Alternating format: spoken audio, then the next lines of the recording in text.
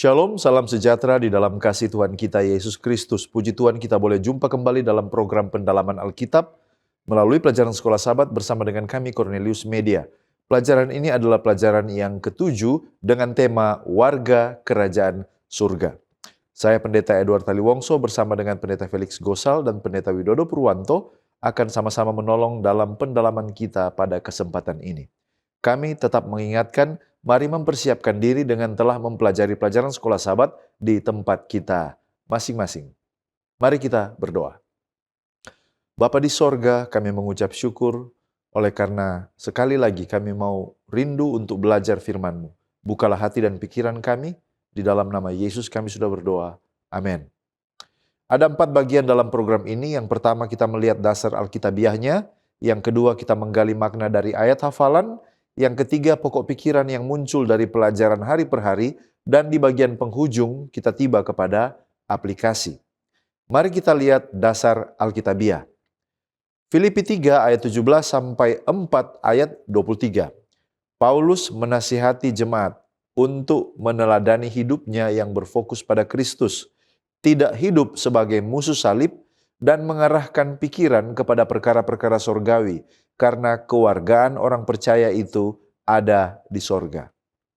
Kemudian di dalam 1 Korintus 15 ayat 42 sampai 44. Kebangkitan mengubah tubuh fana yang rusak, hina dan lemah menjadi tubuh yang tidak binasa, mulia dan penuh kuasa. Yang dibangkitkan bukan lagi tubuh jasmani yang dikuasai dosa, tetapi tubuh rohani yang dipimpin oleh Roh. Yohanes 14 ayat 27, Yesus memberikan damai sejahteranya sendiri, bukan seperti yang dunia berikan. Damai ini menenangkan hati dan menyingkirkan ketakutan karena bersumber dari hubungan bersama dengan Dia. Kemudian ada Mazmur 119 ayat 165 yang mengatakan, orang yang mengasihi Taurat Tuhan menikmati damai sejahtera yang besar. Ketaatan pada firman membuat mereka itu tidak tersandung. Ayub 1 ayat 21. Ayub mengakui bahwa segala sesuatu berasal dari Tuhan dan tetap berada di bawah kedaulatan Tuhan. Ia memuji Allah bahkan di tengah kehilangan dan penderitaan yang dia alami. 1 Timotius 6 ayat 7. Manusia datang ke dunia tidak membawa apa-apa dan akan meninggalkannya dengan cara yang sama. Ayat ini menegaskan bahwa kekayaan duniawi bersifat sementara dan bukan pengharapan kita manusia. Berikutnya kita melihat pengertian judul Warga Kerajaan Surga. Apa yang dimaksud dengan warga kerajaan surga? Warga kerajaan surga dalam konteks Sekolah Sabat kita adalah orang percaya yang walaupun masih hidup di dunia, tetapi telah memiliki kewargaan rohani di sorga karena persatuan mereka dengan Kristus. Filipi 3 ayat 20.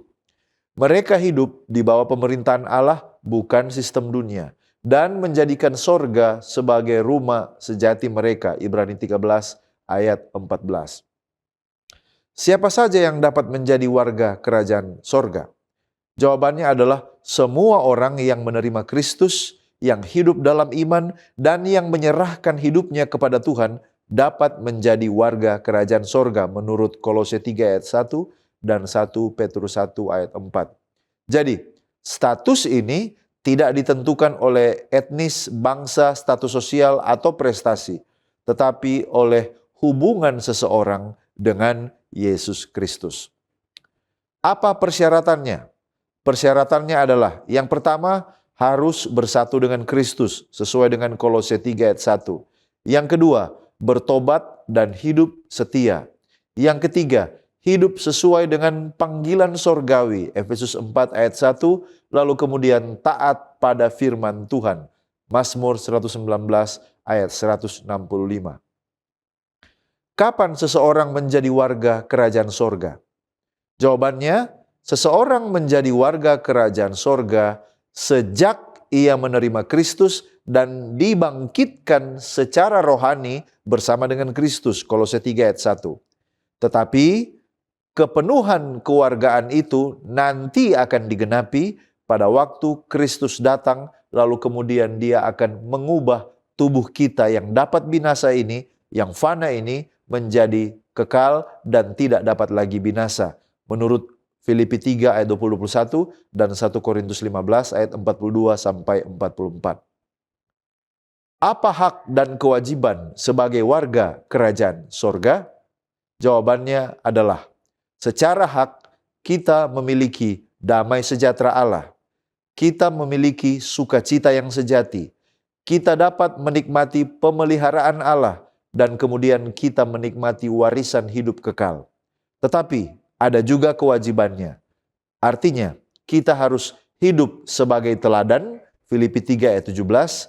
Kita harus berdiri teguh di dalam Tuhan, Filipi 4 ayat 1. Kita harus hidup dalam doa dan ucapan syukur, Filipi 4 ayat 6. Dan kita harus taat kepada firman Tuhan, Mazmur 119 ayat 165. Bagaimana gaya hidup warga kerajaan sorga itu? Warga kerajaan sorga itu gaya hidup mereka adalah seperti berikut. Mereka itu hidup dengan sukacita dan damai walaupun mereka mengalami penderitaan di dunia ini. Yohanes 14 ayat 27, Filipi 4 ayat 4. Yang kedua, walaupun mereka di dunia, tetapi mereka tidak terikat pada dunia.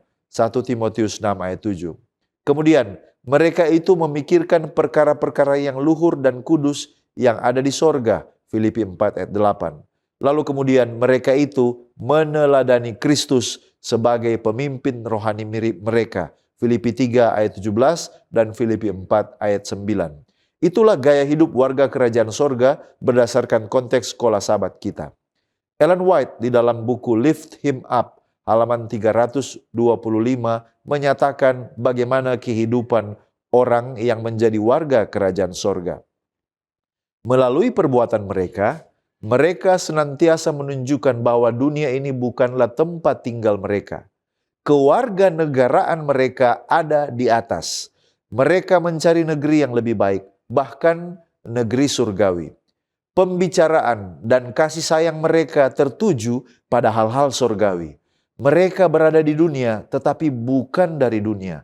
Dalam roh dan perbuatan mereka terpisah dari prinsip-prinsip dan kebiasaan dunia. Teladan mereka sehari-hari menunjukkan bahwa mereka hidup untuk kemuliaan Allah. Kita datang pada ayat hafalan Filipi pasal 4 ayat 6.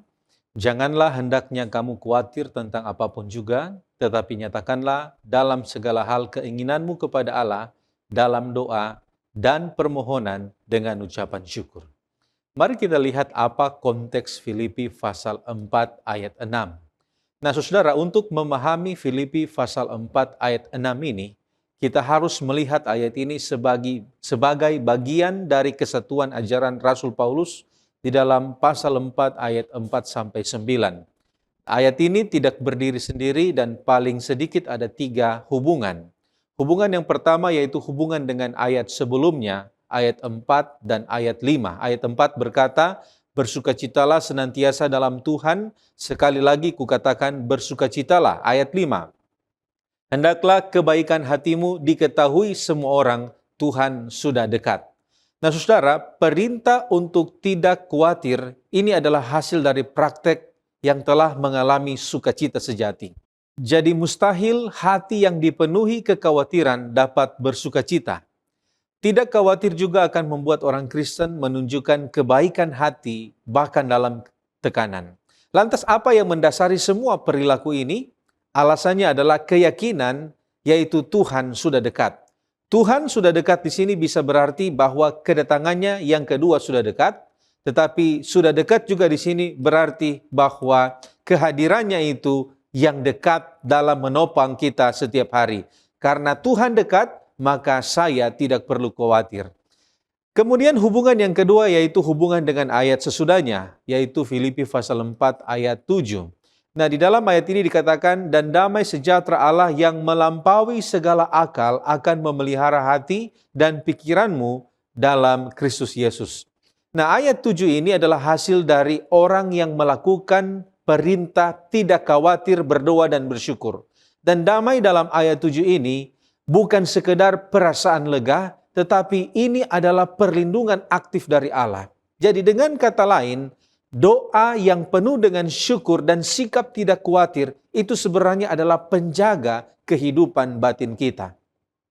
Dan kemudian hubungan yang ketiga yaitu hubungan dengan keseluruhan konteks ayat 4 sampai ayat 9. Nah saudara, ajaran tentang doa dan damai ini adalah bagian inti dari bagaimana kita dapat mengisi pikiran kita. Daripada pikiran kita itu dikuasai oleh kekhawatiran dan fokus dengan hal-hal yang negatif atau mungkin tentang masa depan yang menakutkan, kita perlu melatih pikiran kita untuk fokus pada Allah melalui doa syukur dan sikap tidak khawatir. Dan ini adalah disiplin rohani.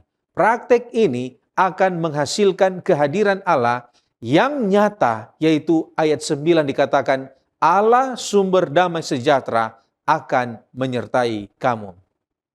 Nah kalau begitu apa arti kata khawatir yang digunakan dalam konteks ini? Nah saudara, kata khawatir di sini dapat dimengerti dalam 3 makna. Makna yang pertama yaitu ini soal pikiran yang terbagi, atau pikiran yang terpecah, atau pikiran yang terganggu. Kata khawatir di sini datang dari kata Yunani yaitu merimnao, yang berarti pikiran yang terbelah, atau tertarik ke berbagai arah. Jadi khawatir adalah keadaan di mana pikiran kita ditarik dari fokus kepada Allah dan kebenarannya, lalu terbagi atau terpecah oleh berbagai kemungkinan buruk dan masalah yang kita hadapi. Kemudian pengertian yang kedua, khawatir ini adalah rasa cemas yang melumpuhkan. Artinya khawatir di sini adalah kecemasan yang menghancurkan iman dan menghalangi kita untuk percaya. Dan ini bisa membuat kita untuk tidak dapat melihat Allah dan juga jalan yang Dia siapkan. Dan kemudian yang ketiga, makna yang ketiga yaitu khawatir di sini adalah sebuah bentuk kepercayaan yang salah tempat. Artinya ini adalah kebalikan dari iman. Khawatir artinya kita lebih percaya besarnya masalah daripada percaya besarnya Allah kita. Renubuat di dalam Desire of Ages halaman 301 mengatakan, ketika dihadapkan pada ujian, kita tidak boleh gelisah atau mengeluh. Kita tidak boleh memberontak atau khawatir diri kita terlepas dari tangan Kristus. Kita harus merendahkan diri di hadapan Allah. Nah, kalau begitu apa pengertian doa, permohonan dan ucapan syukur dalam konteks ini? Nah, saudara, ada 3 istilah di sini, dan 3 istilah ini adalah sikap hati dan komunikasi yang utuh dengan Allah ketika kita menghadapi kekhawatiran. Yang pertama yaitu doa, dan doa ini datang dari kata proseuche, dan ini adalah istilah umum untuk komunikasi dengan Allah. Dan di sini doa ini adalah payung yang mencakup semua bentuk percakapan kita dengan Tuhan. Di sana ada pujian, pengakuan, ucapan syukur, dan juga permintaan kita. Dan doa itu adalah hubungan, itu tentang hubungan kita dengan Allah. Dengan berdoa kita mengakui bahwa Tuhan itu ada dan Dia mendengarkan kita. Kemudian istilah yang kedua yaitu permohonan atau datang dari kata deesis. Dan ini lebih spesifik. Ini adalah permintaan yang sungguh-sungguh. Sangat spesifik dan ini lahir dari kebutuhan atau kesulitan. Ini adalah bagian dari doa di mana kita menyatakan keinginan kita.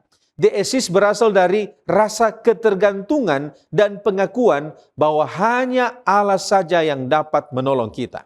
Kemudian istilah yang ketiga yaitu ucapan syukur atau eukaristia. Ini adalah sikap hati yang bersyukur yang menyertai doa dan permohonan kita. Jadi ini bukan hanya terima kasih setelah jawaban doa datang, tetapi syukur sebelum dan selama kita memohon.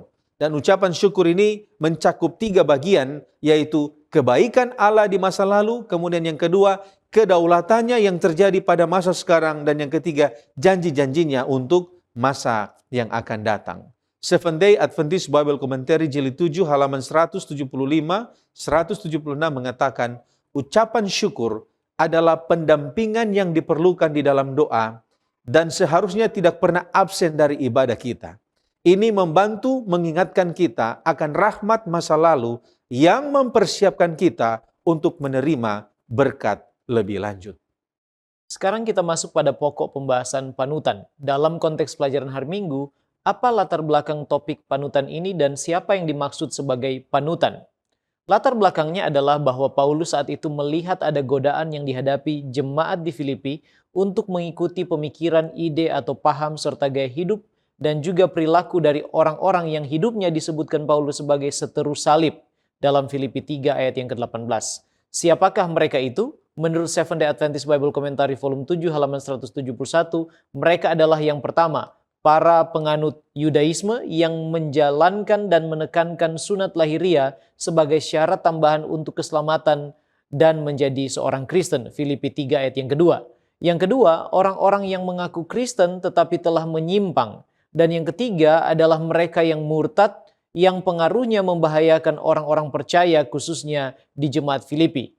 Dalam Filipi pasal 3 ayat 19, Paulus menggambarkan bahwa kesudahan mereka ialah kebinasaan, Tuhan mereka ialah perut mereka, kemuliaan mereka ialah aib mereka, pikiran mereka semata-mata tertuju pada perkara duniawi.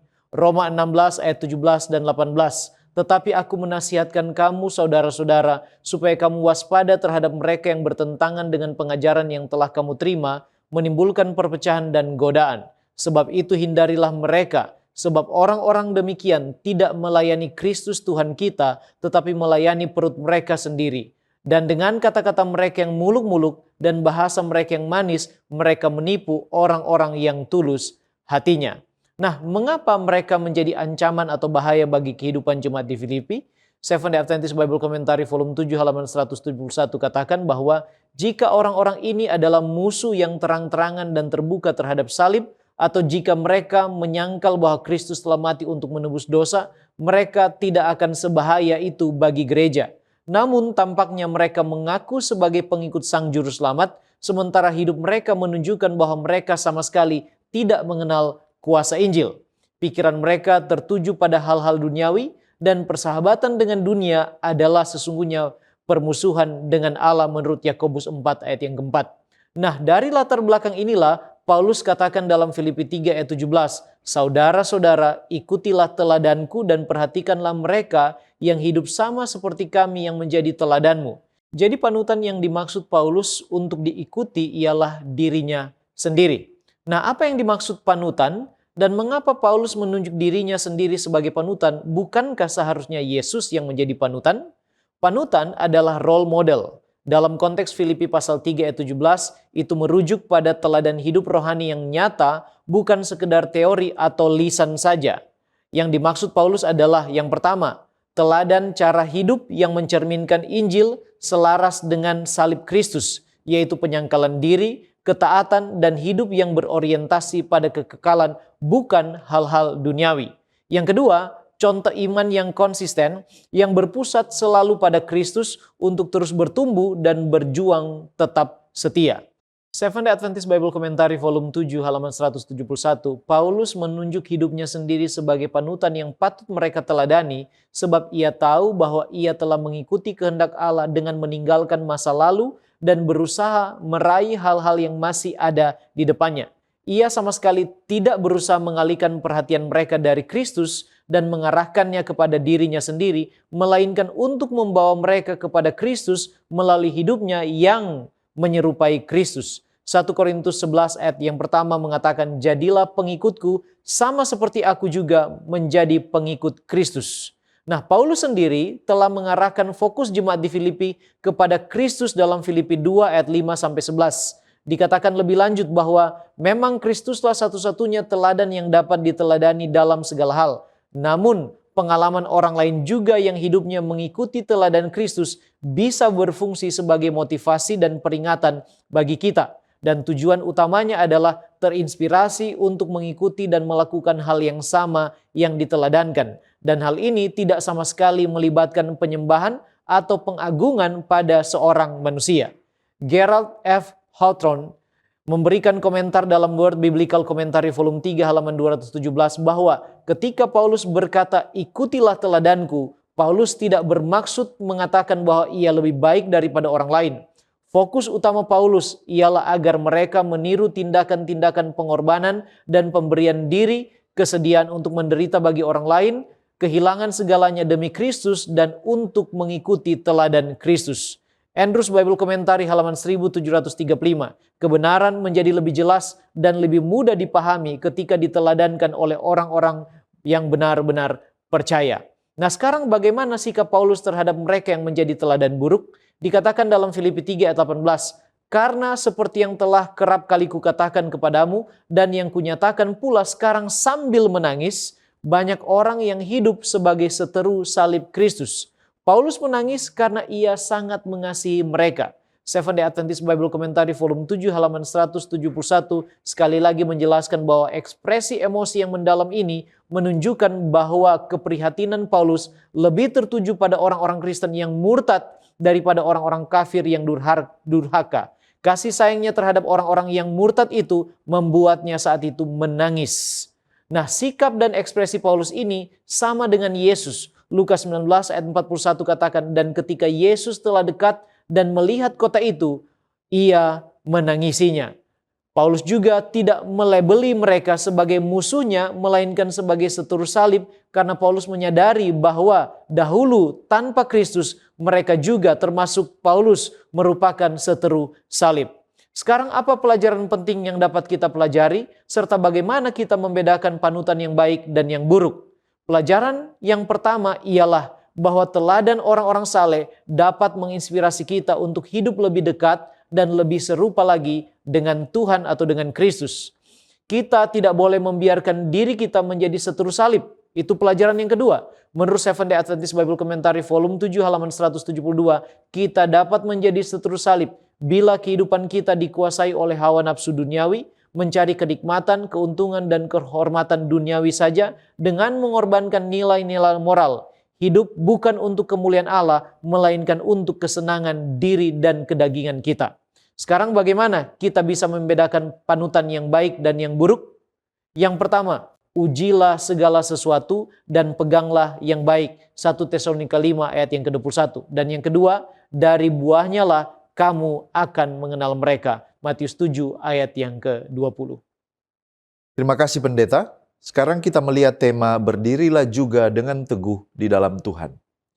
Menurut Filipi 3 ayat 20-21, bagaimana Paulus menggambarkan kewarganegaraan orang Kristen?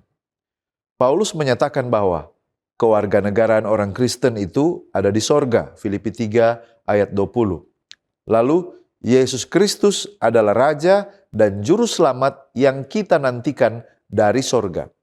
Lalu kemudian di ayat 21 dia katakan, ia akan mengubah tubuh kita yang hina ini menjadi serupa dengan tubuh kemuliaannya. Artinya apa? Identitas utama orang percaya bukan ditentukan oleh dunia ini, tetapi oleh sebuah realitas yang ada di sorga. Ada beberapa ayat yang mengungkapkan tentang tubuh yang dimuliakan. Mari kita lihat satu demi satu. Yang pertama, Ayub 19 ayat 25-27, bahwa tubuh akan bangkit dan akan melihat Allah secara nyata. Lukas 24 ayat 39 mengatakan bahwa tubuh kebangkitan itu bersifat nyata, dapat disentuh dan bukan roh yang bergentayangan. 1 Korintus 15 ayat 42-44. Dari fana diubah menjadi tidak fana. Dari hina diangkat menjadi mulia. Dari lemah menjadi kuat. Dari jasmania menjadi rohania. 1 Korintus 15 ayat 50-54 mengatakan bahwa yang dapat binasa akan mengenakan yang tidak dapat binasa, di mana maut telah ditelan oleh kemenangan. Lalu Kolose 3 ayat 4, kita akan dinyatakan dalam kemuliaan bersama dengan Yesus Kristus. Apa arti teologis dari kewarganegaraan di sorga? Jawabannya adalah ini merupakan yang pertama, identitas rohani kita itu berasal dari Allah, bukan dari dunia ini. Yang kedua, artinya kita hidup di dunia tetapi kita tidak dimiliki oleh dunia ini.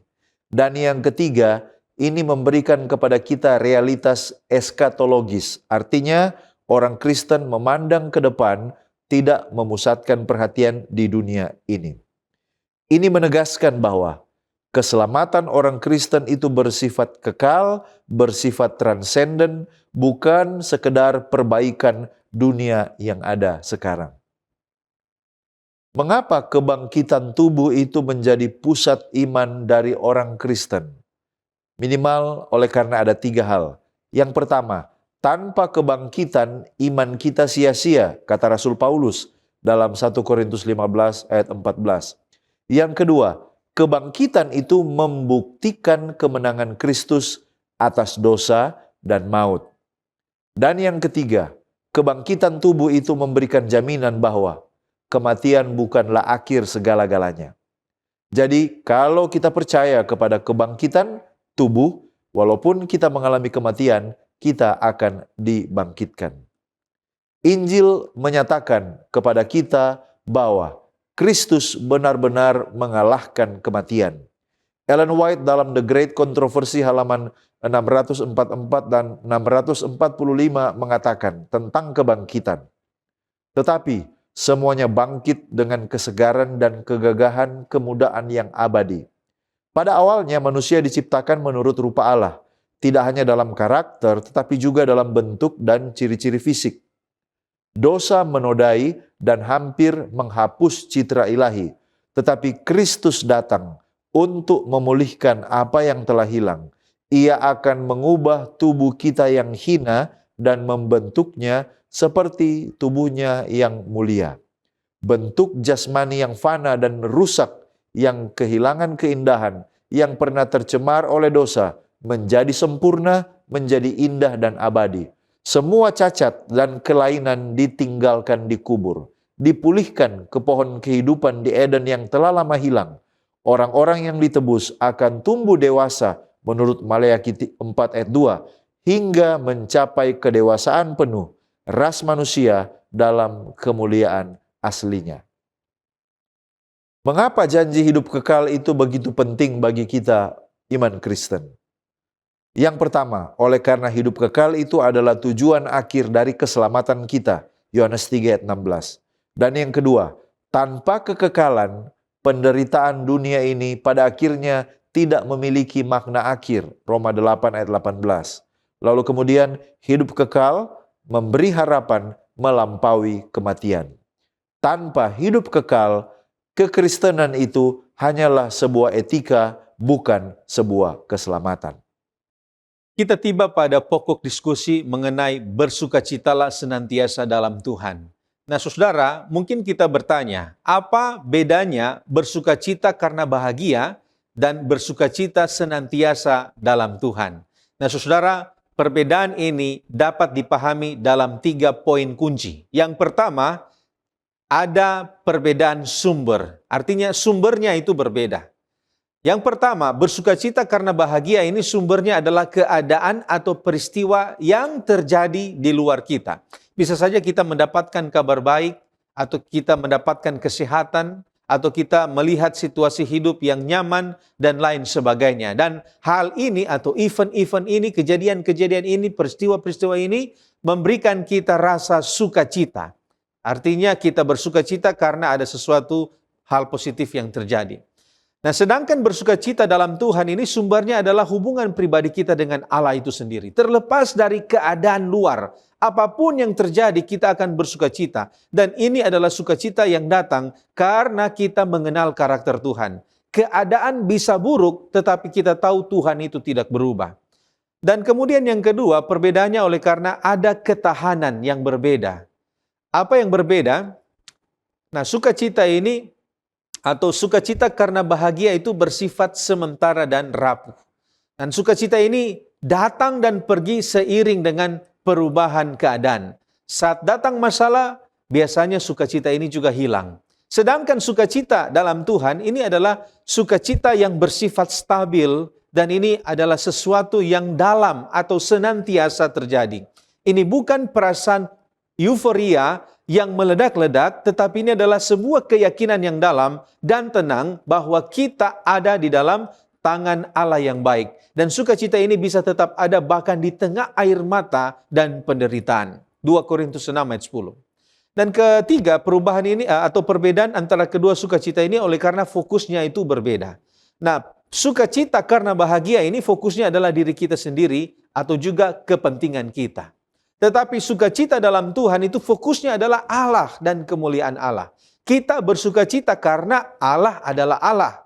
Kita bersukacita oleh karena keselamatan yang Tuhan berikan, dan kita bersukacita karena kita ini adalah milik Allah. Dan ini adalah sukacita yang memandang keluar dari diri kita sendiri kepada sumber sukacita itu sendiri. Ellen G. White di dalam Desire of Ages halaman 493 mengatakan, saat kamu memandang lebih tinggi dari dirimu sendiri, kamu akan terus-menerus menyadari kelemahan manusia. Semakin sedikit kamu menyayangi diri sendiri, semakin jelas dan penuh pemahamanmu tentang keunggulan juru selamatmu. Bersukacitalah karena kamu satu dengan Allah, satu dengan Kristus, dan dengan seluruh keluarga surga.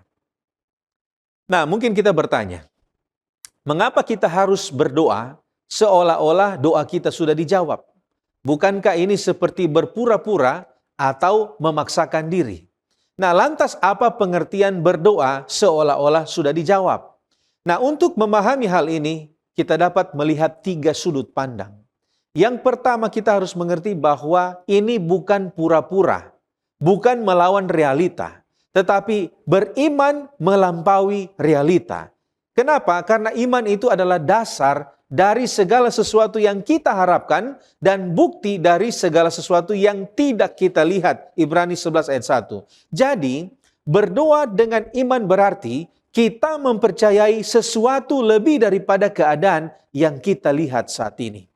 Kemudian, sisi yang kedua, kita harus memahami bahwa ucapan syukur itu adalah ekspresi iman yang tulus, bukan pura-pura. Nah, kita bersyukur bukan karena masalahnya sudah hilang, tetapi kita bersyukur oleh karena ada 3 hal.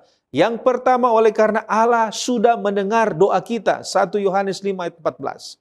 Yang kedua, karena Allah itu baik dan akan bertindak dengan cara dan waktu yang terbaik. Roma 8 ayat 28. Dan yang ketiga, Allah telah memberikan yang terbesar kepada kita, yaitu anaknya, sehingga kita yakin dia juga akan memberikan apa yang kita perlukan. Dan kemudian sisi yang ketiga yaitu kita harus mengerti bahwa ini adalah sikap hati yang mengakui kemenangan Kristus. Doa kita itu naik kepada Allah dalam nama Yesus. Itu artinya kita datang berdasarkan karya Kristus yang sudah selesai di kayu salib. Kita sudah didamaikan dengan Allah, dan dengan bersyukur sebelum melihat jawaban, kita mengakui bahwa hubungan kita dengan Allah adalah sesuatu yang inti dari segala jawaban doa yang kita butuhkan. Dan itulah inti dari hubungan kita dengan Tuhan, yaitu pemulihan dengan Allah. Ron Nubuat di dalam The Youth Instructor halaman 241 mengatakan, setiap doa yang tulus akan didengar di surga, dan setiap permohonan yang sungguh-sungguh untuk rahmat dan kekuatan akan dijawab. Nah, kalau begitu, kita melihat bahwa perintah jangan khawatir dan bersukacita ini terdengar tidak realistis. Nah, bagaimana orang yang sedang berduka atau sakit parah atau kehilangan pekerjaan dapat bersukacita? Nah, saudara, jawabannya dapat kita lihat dalam 3 kebenaran. Yang pertama yaitu perintah jangan khawatir dan bersukacita ini bukanlah perintah untuk menyangkal realita dan perasaan. Alkitab tidak pernah melarang kita untuk merasa sedih, merasa kehilangan, atau merasa sakit. Yesus sendiri menangis di kubur Lazarus. Yesus juga sendiri bergumul di Taman Getsemani. Yang dilarang di sini adalah khawatir yang menguasai dan melumpuhkan iman kita. Kemudian yang kedua, sukacita dalam Tuhan dan damai sejahtera Allah itu bisa hadir bersamaan dengan duka cita yang kita alami. Dan ini adalah sebuah paradoks iman. Damai sejahtera Allah, Filipi 4 ayat 7, bukan berarti tidak ada badai. Tetapi ada ketenangan di tengah badai. Bisa saja ada air mata, tetapi bersamaan dengan air mata ada keyakinan bahwa Tuhan itu memegang kendali. Seseorang bisa saja berduka cita, tapi dia di saat yang sama dia bisa bersuka cita karena dia memiliki pengharapan kekal yang menghibur dia pada saat dia sementara hancur dan kehilangan. Dan yang ketiga yaitu jalan keluar Allah tidak selalu menghilangkan masalah. tetapi selalu memberikan kecukupan kasih karunia. Nah, apa artinya ini saudara? Janji Tuhan itu bukan semua masalah akan hilang seketika saat kita berdoa. Tetapi janji Tuhan ketika kita berdoa, Tuhan akan menunjukkan kasih karunia-Nya. 2 Korintus 12 ayat 9. Damai sejahteranya akan diberikan kepada kita saat kita dalam penderitaan. Bagi orang yang sakit parah, sukacita adalah kekuatan untuk bertahan 1 hari lagi. Bagi mereka yang kehilangan pekerjaan, sukacita itu adalah ketenangan untuk terus mencari sambil percaya pada pemeliharaan Tuhan. Seventh Day Adventist Bible Commentary Jilid 6 halaman 921 mengatakan, doa Paulus tidak membebaskan rasul itu dari penderitaannya, tetapi memberikannya anugerah untuk menanggungnya. Jadi secara lahiriah seorang mungkin terkoyak, lelah, letih, dan hampir hancur. Namun secara batiniah adalah hak istimewanya di dalam Kristus untuk menikmati kedamaian yang sempurna. Kita tiba pada pokok pembahasan pikirkanlah semuanya itu. Apa semuanya yang perlu dipikirkan dan mengapa harus memikirkan semuanya itu? Filipi 4 ayat 8. Jadi akhirnya saudara-saudara, semua yang benar, semua yang mulia, semua yang adil, semua yang suci, semua yang manis, semua yang sedap didengar, semua yang disebut kebajikan dan patut dipuji, pikirkanlah semuanya itu. Jadi, yang harus dipikirkan, yang pertama, semua yang benar. Seventh Adventist Bible Commentary volume 7 halaman 176. Konsep kebenaran Alkitab berasal dari pemahaman tentang sifat Allah dan Kristus yang merupakan pencipta segala sesuatu yang benar, yang merujuk pada segala sesuatu yang secara moral dan rohani benar adanya. Yohanes 14 ayat yang ke-6, Yesuslah kebenaran itu. Yohanes 17 ayat 7, firman-Nya adalah kebenaran. Yang kedua, semua yang mulia, merujuk pada sikap kebajikan pribadi yang layak dihormati dan juga dihargai. Yang ketiga, semua yang adil, merujuk pada karakter Allah dan hal-hal yang suci, sopan, serta tak bernoda dan tidak bercela. Yang keempat, semua yang suci, pikiran dan tindakan yang mengalir dari kebenaran Allah yang diterima dengan iman. 1 Yohanes 3 ayat 3, setiap orang yang menaruh pengharapan itu kepadanya menyucikan diri sama seperti Dia yang adalah suci. Yang kelima, memikirkan semua yang manis, sikap ramah, menyenangkan, dan juga disukai. Yang keenam, semua yang sedap didengar, sikap terpuji yang selaras dengan nilai-nilai dan prinsip-prinsip kekristenan. Dan yang ketujuh terakhir, semua yang disebut kebajikan dan patut dipuji. Hal ini merujuk pada keunggulan moral dari orang-orang percaya. Mengapa semuanya ini harus dipikirkan? Tujuannya berhubungan dengan ayat sebelumnya, yaitu untuk memelihara hati dan pikiran.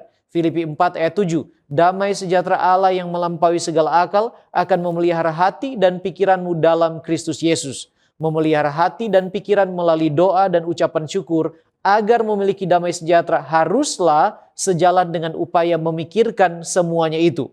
Memikirkan kata Yunaninya logizomai, dan Seventh Day Adventist Bible Commentary volume 7 halaman 177 mengungkapkan bahwa itu adalah merenungkan dan memperhatikan semua sifat yang luhur dan membiarkan mereka itu, sifat-sifat itu berperan aktif dalam kehidupan. Dikatakan, jika kita ingin hidup dengan benar, kita harus berpikir dengan benar. Dan pengembangan karakter Kristen memerlukan pemikiran yang benar. Gantinya memikirkan perbedaan dengan orang lain atau cemas tentang kebutuhan sehari-hari, kita harus melatih pikiran kita pada kebajikan-kebajikan yang positif. Pertanyaannya sekarang ialah bagaimana kita dapat memikirkan semuanya itu dan apa langkah selanjutnya? Apakah hanya sampai di memikirkan semuanya itu? Yang pertama, merenungkan Taurat Tuhan atau firman siang dan malam. Mazmur 1 ayat yang kedua. Dalam buku This Day with God halaman 300 dikatakan, jika pikiran dididik untuk merenungkan hal-hal surgawi, hasrat tidak akan terpuaskan dengan hal-hal yang murah dan yang biasa. Pikirkanlah Tuhan Yesus dan kebaikan serta kasih. Yang kedua, ialah membiarkan Roh Kudus bekerja dalam hati. Yeskiel 36 ayat 26 dan 27. Kamu akan kuberikan hati yang baru dan roh yang baru di dalam batinmu, dan aku akan menjauhkan dari tubuhmu hati yang keras dan kuberikan kepadamu hati yang taat. Rohku akan kuberikan diam di dalam batinmu, dan aku akan membuat kamu hidup menurut segala ketetapanku dan tetap berpegang pada peraturan-peraturanku untuk melakukannya. Jadi Roh Kudus menurut Yohanes 16 ayat 13 akan menuntun kita kepada seluruh kebenaran. Nah, dalam buku Reflecting Christ halaman 217 dikatakan, ketika kuasa Roh Kudus dirasakan dan dihargai di dalam hati, maka sifat cinta diri akan berkurang. Tugas kita ialah membiarkan Roh Kudus bekerja di dalam hati kita, di dalam diri kita, dan kita harus mengosongkan hati kita untuk membiarkan Roh Kudus mengisinya dan mengubahkan kehidupan kita. Nasihat Paulus tidak berhenti pada titik memikirkan saja, tetapi juga mempraktekannya. Filipi 4 ayat 9, dan apa yang telah kamu pelajari, dan apa yang telah kamu terima, dan apa yang telah kamu dengar, dan apa yang telah kamu lihat padaku, saudaraku, lakukanlah itu. Maka Allah sumber damai sejahtera akan menyertai kamu. Sekarang apa hasil memikirkan semuanya itu dan apa pelajarannya bagi kita? Sudah pasti yang pertama disinggung dalam Filipi 4 ayat 9. Hasilnya adalah akan ada damai sejahtera. Seventh Day Adventist Bible Commentary volume 7 halaman 177 katakan bahwa Allah tinggal bersama mereka yang memikirkan pikiran yang suci dan menghidupkan kehidupan yang suci, dan bersamanya datang juga damai sejahtera miliknya sendiri. Yang kedua, memikirkan semuanya itu mempersiapkan kita untuk hidup dalam kerajaannya. Seventh Day Adventist Bible Commentary volume 3 halaman 961 katakan bahwa kemurnian atau kesucian pikiran adalah syarat utama untuk hidup tanpa dosa. Itulah sebabnya Matius 5 ayat 8 katakan, berbahagialah orang yang suci hatinya karena mereka akan melihat Allah. Ibrani 12 ayat 14 bagian terakhir, kejarlah kekudusan sebab tanpa kekudusan tidak seorang pun akan melihat Tuhan. Andrews Bible Commentary halaman 1737 menggambarkan bahwa memikirkan dan melakukan semuanya itu adalah penting bagi kita dalam persiapan kita menantikan kedatangan Tuhan kita.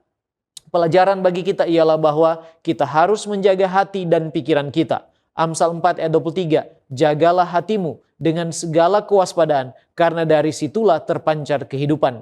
In Heavenly Places halaman 21 adalah melalui pembaruan hati bahwa kasih karunia Allah bekerja untuk mengubah hidup. Perubahan eksternal semata-mata tidak cukup untuk membawa kita ke dalam keselarasan dengan Allah. Pekerjaan pertama kita adalah dengan hati. Dan di tengah tantangan media yang setiap hari memborbardir pikiran kita dan anak-anak kita dengan segala macam berita, bacaan, dan tontonan yang bisa merusak pikiran kita, kita perlu diingatkan lagi melalui tulisan pena inspirasi With God at Dawn halaman 110 bahwa pendidikan hati dan pikiran jauh lebih penting daripada sekedar belajar dari buku. Memang baik, bahkan sangat penting untuk memiliki pengetahuan tentang dunia di mana kita hidup. Tetapi jika kita mengabaikan kekekalan dalam pertimbangan kita, kita akan mengalami kegagalan yang tidak dapat diperbaiki. Dalam hal inilah kita juga menyatakan bahwa kita adalah warga kerajaan surga. Selanjutnya kita melihat tema kunci kepuasan hidup. Menurut Filipi 4 ayat 10-13, pengalaman apa saja yang Paulus sebutkan di dalam kisah hidupnya? Paulus menyatakan bahwa ia telah belajar untuk yang pertama hidup berkecukupan maupun dalam berkekurangan, ayat 12. Lalu dia mengatakan bahwa dia pernah mengalami kelimpahan tetapi juga pernah kelaparan. Dia menghadapi segala keadaan yang baik, yang mudah maupun juga keadaan yang sukar.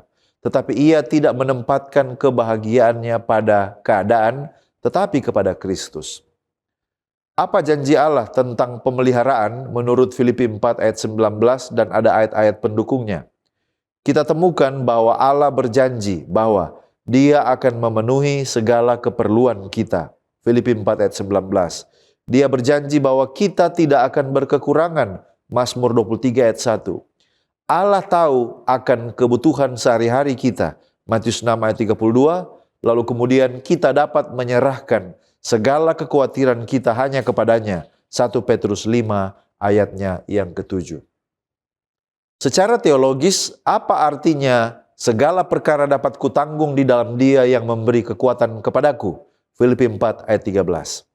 Nah, ayat ini tidak pernah menjanjikan kesuksesan tanpa batas, tidak. Tetapi ayat ini menegaskan bahwa Kristus itu adalah sumber kekuatan, bukan keadaan di sekeliling kita. Yang kedua, kekuatan itu diberikan sesuai dengan kehendak Allah. Dan yang ketiga, Tujuan diberikan kekuatan bukan untuk nyaman secara duniawi, tetapi supaya kita setia kepada Tuhan secara rohani. Jadi secara teologis, kepuasan yang sejati berasal dari ketergantungan total kita kepada Kristus, bukan dari situasi hidup di mana kita ada sekarang ini. Bagaimana kita dapat belajar merasa cukup dalam segala keadaan? Yang pertama, kita bisa belajar merasa cukup, yaitu dengan menyadari bahwa Allah memelihara kehidupan kita. Yang kedua, kita bersyukur dalam segala keadaan apa yang kita nikmati hari ini, bukan apa yang tidak kita nikmati. Yang berikut, mari kita mengalihkan fokus dari apa yang kurang kepada apa yang kita miliki atau siapa yang kita miliki. Mungkin kita tidak punya banyak di dunia ini, tetapi siapa yang kita miliki? Kalau kita memiliki Kristus, maka itu lebih dari cukup. Ellen White menekankan akan hidup dipenuhi dengan kepuasan ini dalam buku Our High Calling halaman 242 ketika dia berkata, "Saya telah melihat bahwa orang-orang yang hidup dengan tujuan berusaha untuk memberi manfaat dan memberkati sesama manusia serta menghormati dan memuliakan penebus mereka adalah orang-orang yang benar-benar bahagia di bumi ini. Sementara itu, orang yang gelisah, tidak puas, dan terus mencari ini dan mencoba itu, berharap menemukan kebahagiaan, tetapi selalu mengeluh tentang kekecewaan. Dia selalu merasa kekurangan, tidak pernah puas, karena dia hidup hanya untuk dirinya sendiri. Jadikanlah tujuanmu untuk berbuat baik, untuk menjalankan peranmu dalam hidup dengan setia." Kita tiba pada pendalaman. Bagaimana cara menjadi saksi setiap hari? Sedangkan kita ini adalah manusia biasa yang memiliki pergumulan dan hari-hari yang berat. Nah, saudaraku yang terkasih, menjadi saksi setiap hari bukan berarti kita harus tampil sempurna dan ceria setiap hari. Tetapi itu dapat dipraktikkan dalam 3 cara. Yang pertama, menjadi saksi dengan kejujuran dan penuh pengharapan. Kita tidak perlu menyembunyikan bahwa kita sementara bergumul. Menjadi saksi justru kita bisa sampaikan dengan jujur, kita akui dengan jujur bahwa saya sementara mengalami pergumulan, tetapi kita juga dapat menunjukkan pengharapan di mana kita memiliki sandaran di dalam Yesus Kristus. Praktek yang kedua, yaitu kita bisa menjadi saksi dengan setia dalam tugas yang kecil. Di hari yang buruk, menjadi saksi mungkin bukan dengan berkhotbah panjang, tetapi dengan tetap melakukan kewajiban dengan integritas dan kasih sekalipun hari itu adalah hari yang sulit. Kesetiaan dalam hari-hari yang berat adalah kesaksian yang sangat kuat. Dan praktek yang ketiga, itu kita bisa menjadi saksi dengan menerima dan juga memberikan dukungan kepada sesama. Nah, saudara, di hari berat, kesaksian kita adalah bagaimana kita dapat menerima pertolongan dari saudara seiman dengan rendah hati. Dan ini menunjukkan bahwa kita tidak merasa diri kita kuat, tetapi kita merasa bahwa kita adalah bagian dari tubuh Kristus. Sebaliknya, meski kita sendiri sedang merasakan susah, tetapi kita juga memiliki kepekaan untuk memberikan senyuman, mendengarkan atau memberikan bantuan kecil kepada orang lain. Dan ini menunjukkan kasih Kristus yang melampaui keadaan perasaan kita. N.T. Wright di dalam Surprised by Hope halaman 211 mengatakan bahwa kesaksian Kristen bukanlah tentang menunjukkan betapa hebatnya kita, tetapi tentang menunjukkan betapa setianya Allah. Nah, mungkin kita bertanya, jika Allah memiliki segala sesuatu dari rumah perbendaharanya, mengapa kita masih harus berdoa dan meminta? Mengapa Dia tidak langsung memberikan apa yang kita butuhkan? Karena Tuhan Maha Tahu. Nah, saudaraku yang terkasih, jawaban untuk pertanyaan ini terletak pada 3 tujuan doa. Tujuan doa yang pertama yaitu kita harus ingat bahwa doa adalah sarana untuk membangun hubungan dengan Tuhan, bukan hanya permintaan. Jika Allah langsung memberikan semua yang kita butuhkan tanpa berdoa, maka hubungan kita dengan Tuhan hanyalah hubungan yang sebatas seorang dengan mesin ATM. Sekali dia datang, dia menerima dan dia pergi.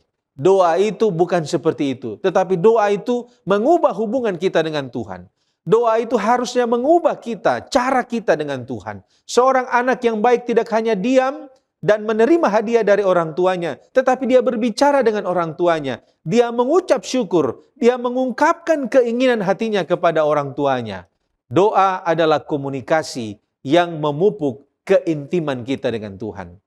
Kemudian tujuan doa yang kedua yaitu doa mengubah kebutuhan kita menjadi pengenalan akan kehendak Allah. Saat kita berdoa, seringkali yang terjadi bukanlah Allah mengubah keadaan kita, tetapi Allah mengubah perspektif dan keinginan kita. Doa adalah tempat di mana kehendak kita diselaraskan dengan kehendak Allah. Dan tujuan yang ketiga, yaitu doa adalah pengakuan akan ketergantungan kita kepada Allah. Dengan berdoa, kita secara aktif mengakui kita tidak dapat melakukan apa-apa tanpa Tuhan. Dan inilah inti dari iman itu.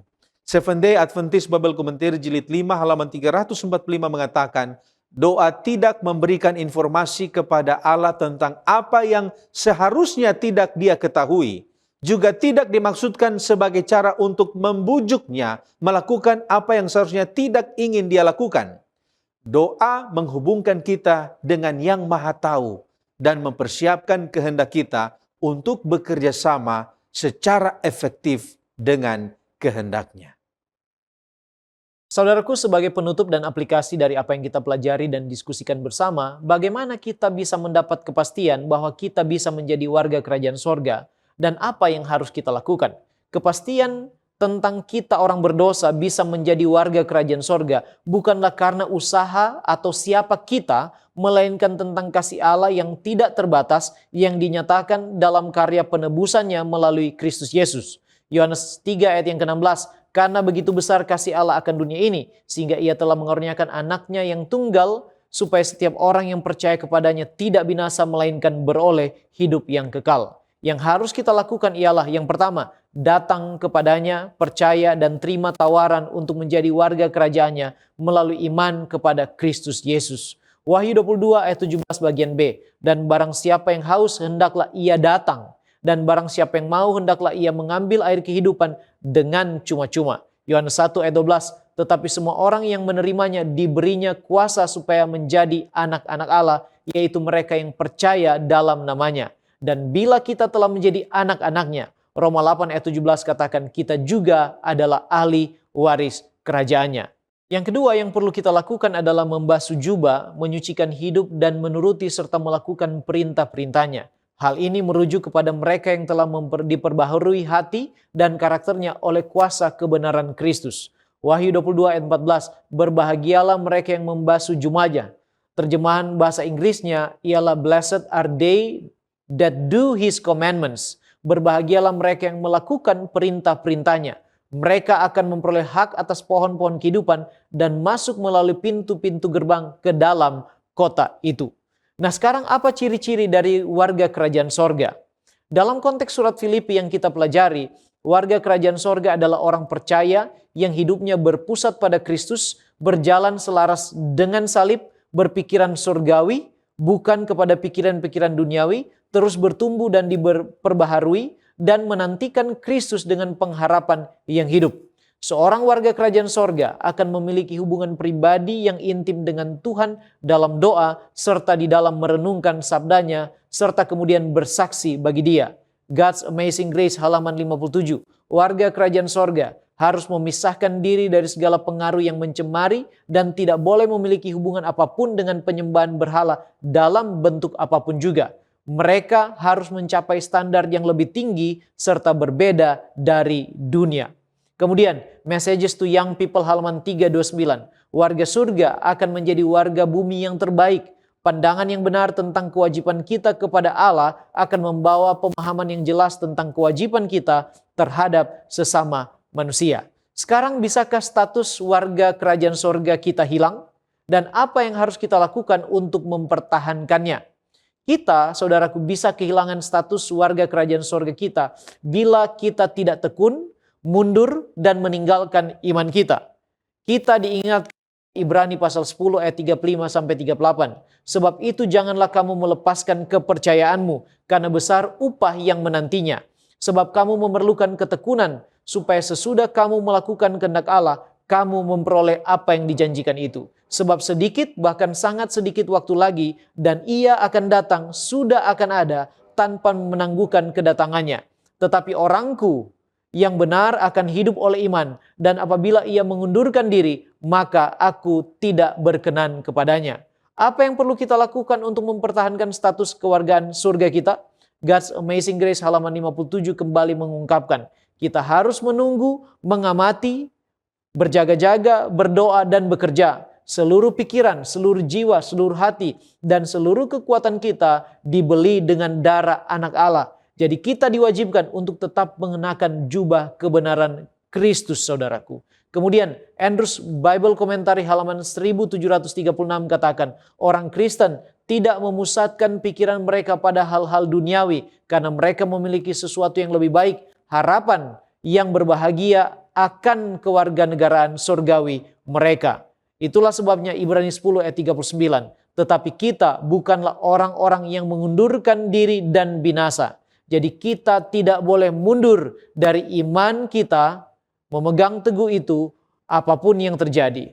Kita adalah orang-orang yang percaya dan yang kemudian beroleh kehidupan yang kekal. Mari kita maju terus dalam iman, berjuang setia mempertahankan karya keselamatan Allah melalui Kristus dalam kehidupan kita. Kita diubahkan oleh kuasa Roh Kudus lewat kebenaran firman-Nya dan menang melalui kuasanya serta didapati setia pada waktu kedatangan Yesus yang kedua kali menjemput kita masuk ke dalam kerajaan sorga untuk kita hidup kekal selama-lamanya bersama Yesus dan bersama dengan semua umat tebusan. Mari kita tunduk kepala dan berdoa. Bapa kekal Allah kami yang bertahta di dalam kemuliaan sorga. Terima kasih Engkau baik, memberi kami kesempatan untuk kembali belajar dari firman-Mu ya Tuhan. Kami sudah dijamin ketika kami menerima Engkau sebagai juru selamat pribadi kami. Kami menjadi warga kerajaan sorga. Tolong kami untuk mempertahankan itu. Supaya di dalam kehidupan kami, pada waktu Engkau datang, kami akan memperoleh apa yang Engkau janjikan dalam hidup kami. Tuhan, ada banyak tantangan ke depan. Kami memohon kiranya kuasa Roh Kudus-Mu menyanggupkan kami. Kami boleh memperoleh hidup yang diubahkan, disucikan, supaya kami boleh layak untuk hidup di dalam kerajaan sorga yang telah Engkau sediakan. Berkatilah kami semua ya Tuhan, ampunilah kami dari dosa dan pelanggaran kami. Kami sudah berdoa dalam nama Yesus, Juru Selamat kami. Amin.